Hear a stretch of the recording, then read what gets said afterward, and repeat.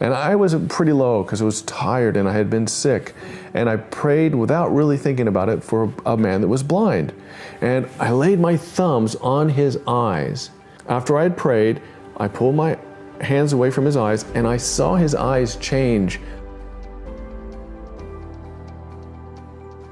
In the year 2000, my wife died, and it broke me into thousands of little pieces. And I fell on God, I fell on the altar of God and cried for a year of Sundays probably. And somehow the Lord reached me in that lowest point in my grief, and he spoke in my heart and he told me, go, sell everything that you have, distribute it to the poor, you'll have reward in heaven, then come take up your cross and follow me. And it took a long time to learn what he meant. In fact, my life is learning what Jesus said to do. And even the word sell everything you have. I have stutter because it was difficult to give and sell everything that I had.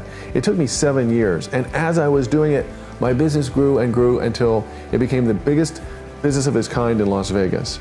And 2 days before I left to go to Africa, it sold, and it was free. So I went to Africa. I started in Mozambique, and I worked with Iris Ministries in northern Mozambique and then southern Mozambique, and I saw miracles.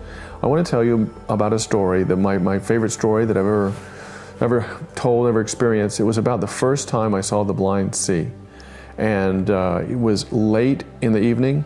We showed the Jesus film, and everything was loaded on the truck, and the truck was moving as a sign, we're leaving, and if you don't get on it, you're going to be left here.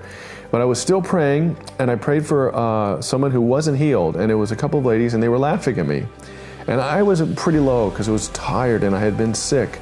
And I prayed without really thinking about it for a man that was blind. And I laid my thumbs on his eyes.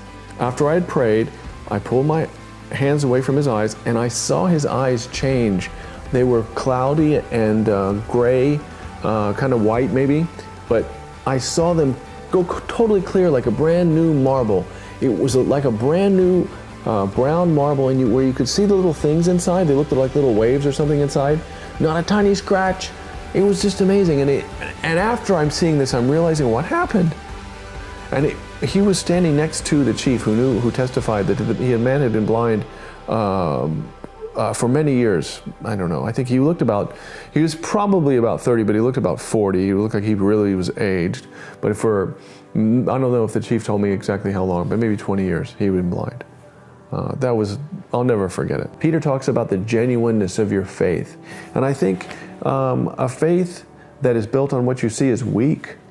I think it's based on an experience with God in quiet times that you walk out in your real life.